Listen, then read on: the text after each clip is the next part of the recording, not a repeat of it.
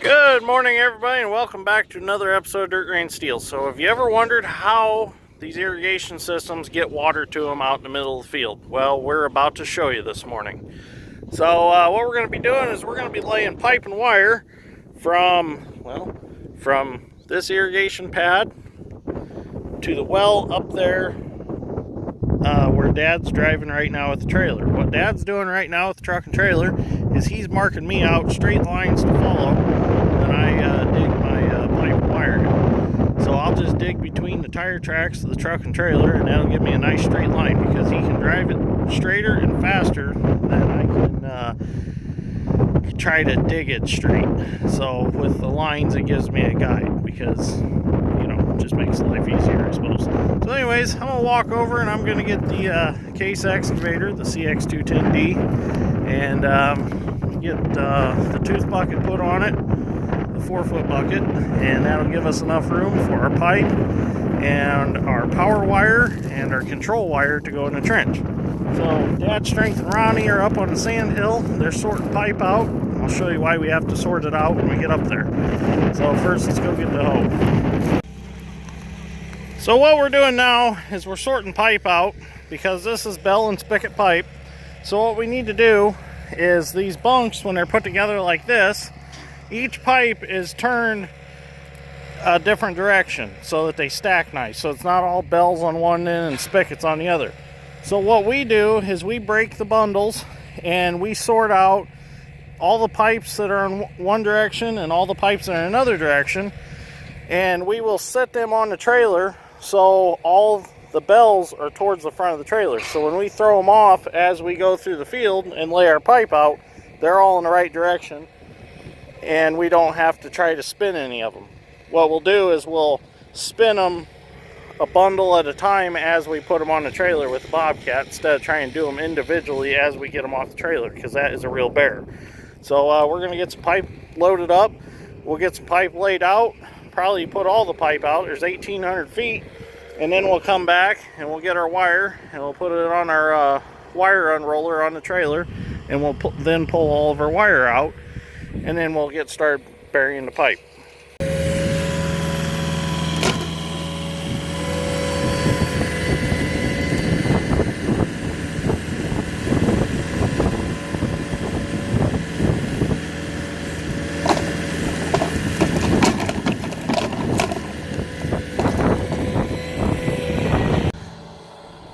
So what we do is we put these stakes in the stake pockets in the sides of the trailer to hold the pipe on. We've got tall ones on this side and we've got short ones on that side. The reason we have short ones on that side is because then it's not so high to lift the pipe up and over to throw it off the trailer as we drive along. And the tall ones on this side, we can actually pile it up pretty high and slope it down. So we can get quite a bit of pipe on all at once to lay out. So Dad's Strength's getting some more pipe and we'll get the trailer loaded up.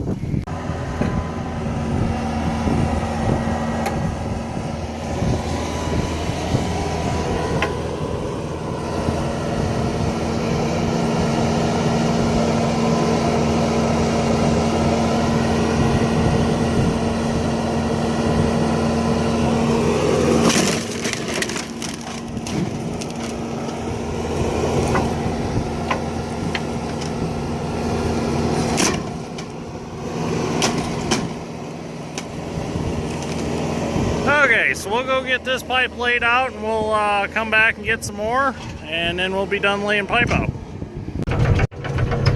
So we got pipe loaded, we got the bucket switched on the excavator, so I'm going to head out to the center pad with the excavator, and we're going to work from here back because of the direction of water flow. You want it to go in the bells of the pipe like a funnel. So that means we need to start here, so when we're knocking pipe together, we're beating on the bells and not the spigot ends of the pipe that are beveled pipe, because you will chip the beveled end off if you try to beat on it. So, but most of these, Dad's Strength just grabs them, he just shoves them home. Just shoves them right in the other one. So, makes it easy when you have a Dad's Strength on your pipe crew. So, just lube her up and slam her in. So, Dad should be bringing the pickup in the trailer around here somewhere. Oh, there he is. He's over there. So So we get this excavator out and I'll help them throw pipe out. I apologize for the wind noise today because it is really windy out here. So I'm doing my best to try to stay out of the wind when I'm making video, but I can only do so much, so I apologize for that. And I need to catch up on questions and comments from over the weekend. I have read them all, I've acknowledged them all, so I don't want anybody to think that I'm not reading your comments and questions. It's just I haven't had time yet to reply to them. So I will do my best to get around to them, but I am a very busy person this time of year. So especially with our farming starting up and trying to get all these excavating projects finished up, it's been pretty busy. So let's get some stuff laid out and get some pipe put in the ground. Well, we're going to start throwing pipe off now. This is how we do it. Just drive along and try to overlap them just a little bit. You got to remember each pipe goes in up to this line. So if you're not overlapping them a little bit, by the time you get to the end, you could be pretty short. If you got to keep dragging pipe back to put them together. So we just try to judge it just about like that. So I just walk along and I kick them out a little farther just to make sure they're not going to interfere with my track. Because I'm going to track along here and dig. And I always throw to my right, so I'll throw my dirt over there. And then we'll put the wire on this side of the pipe. And then as we put the pipe in, we'll put the wire in beside it, spaced apart. So you don't want the wire close to the pipe, and you don't want the wire touching each other in case of a lightning strike. If lightning was to go through the wire, it would burn a hole in the pipe. So you got to keep them spaced on the ground. I wish this wind would go away today. It's making it very hard to make video. So we'll get a little bit of video later on. So the first thing we have to do, since they sold us these T risers instead of the normal risers that we usually use, they're just a 90 and they slip on the pipe, is we have to cap one side of the T. So Dad's strength's going to put that together real quick, and then we're going to start pulling off our wire, and I'll get the excavator up here and we'll start digging and get this riser set. And then once we get the riser set, we can take off laying pipe. Okay, so we're going to start digging in for our first riser. We're going to have to curve over just a hair from what the marks are, but it'll be fine.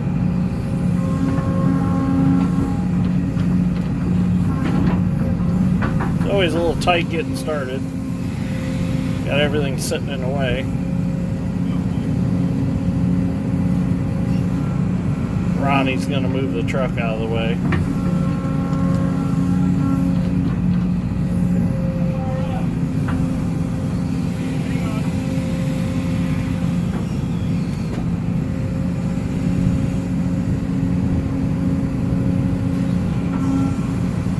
It's pretty sandy right here.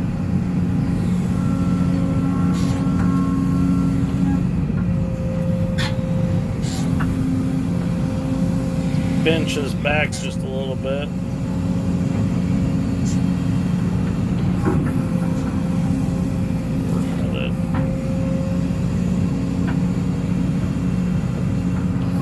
There we go.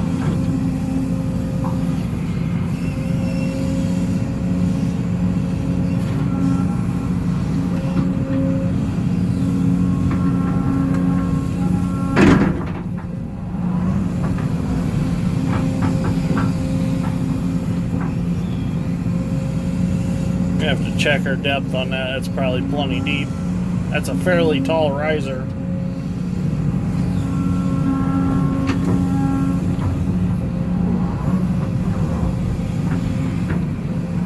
ahead and dip some of this out.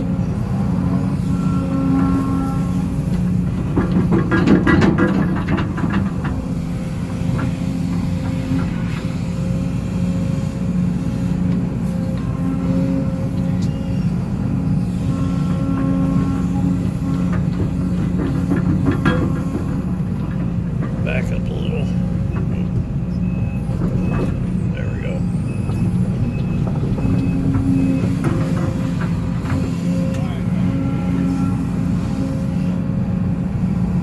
We need to at least dig about 24 foot from there so that we have enough room to get our pipe in.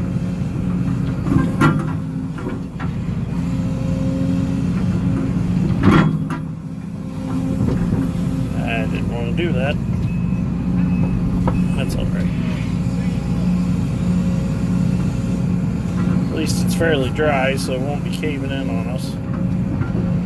Okay, so I'm going to finish getting this dug, and we'll get the riser set, and we'll get started.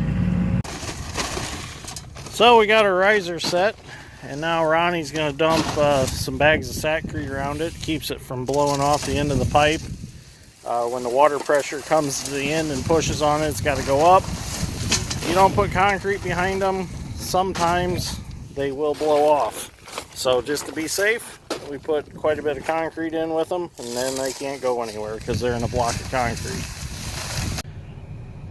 Okay, now that section is in, that's our starter section. Now we can take off digging, and we can go non-stop as long as they can keep putting pipe in. We'll get some video later on. Well, things are going good. This machine is very beautiful to dig with.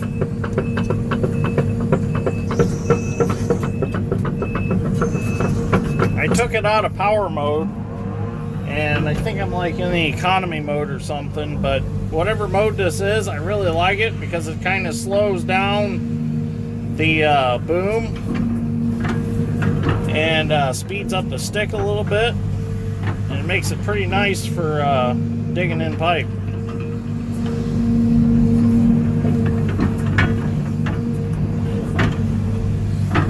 Now, I know a lot of guys are probably going to say you should be setting the topsoil off to the side, but I'll be honest with you, there's not enough topsoil to set off to the side. I mean, it's like you kick your heel out here and you're into the sand. So we are on the sand hill, so there's just not much topsoil to be had. So I'm just digging and just throwing it to the side, and it is what it is. And the customer said they weren't too concerned with it, so just go ahead and dig it, get her put in, not worried about it. And really, no wider than this trench is. By the time you chisel plow a couple times and run field cultivator and stuff, it drags the topsoil each way, and it covers it up, and you don't even know it was ever there. The trench was. So reason I wanted to video through here was we're approaching an old railroad bed that used to be through here, and I thought, well, there might be something cool buried and we might dig something up, so I figured I better get the camera rolling.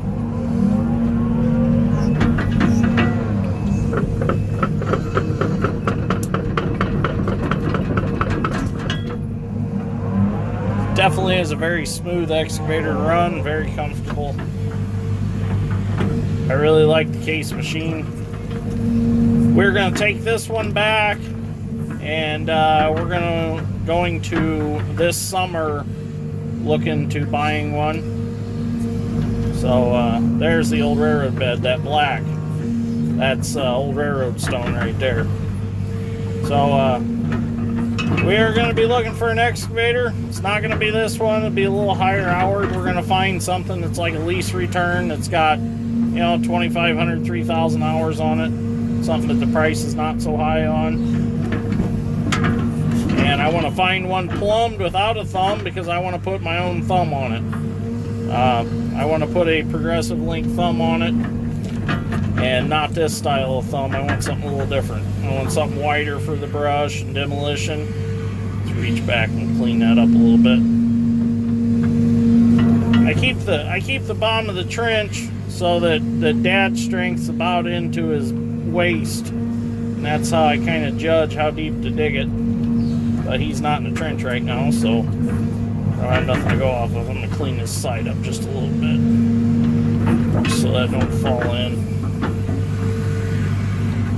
And we are not deep enough in the ground that we need a trench box or any kind of trench shoring, so we are safe. Before anybody says, oh, you need a trench box. No, not out here. We're we're not deep enough for that. I have laid pipe. When I helped my Uncle Jamie, we have laid pipe that we've had 2 trench boxes stacked on top of each other. We've been so deep in the ground. That's kind of a scary experience. But now we're in the old railroad bed right here. I just seen some coal.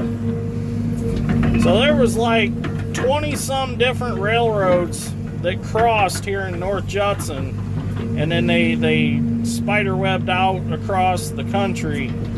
And so there were a ton of railroads through this area.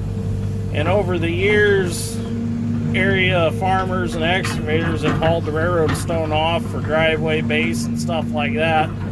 We've hauled a lot of it out, and so the beds have kind of disappeared. They still are in some places, but for the most part, they're gone. Like this farm, they're gone. I should have brought the drone with me this afternoon. Clifton just showed up. Must got off work a little early today.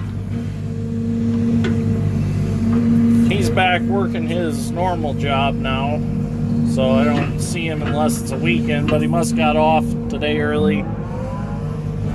He tins water to an asphalt planing machine. They got a brand new one at work. I'm sure I'm going to hear the story about it today.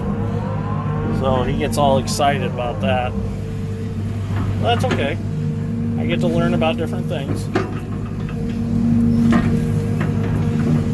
Well, we're through the railroad bed, nothing exciting, so I guess we'll get a little video later on. Move back forward a little bit.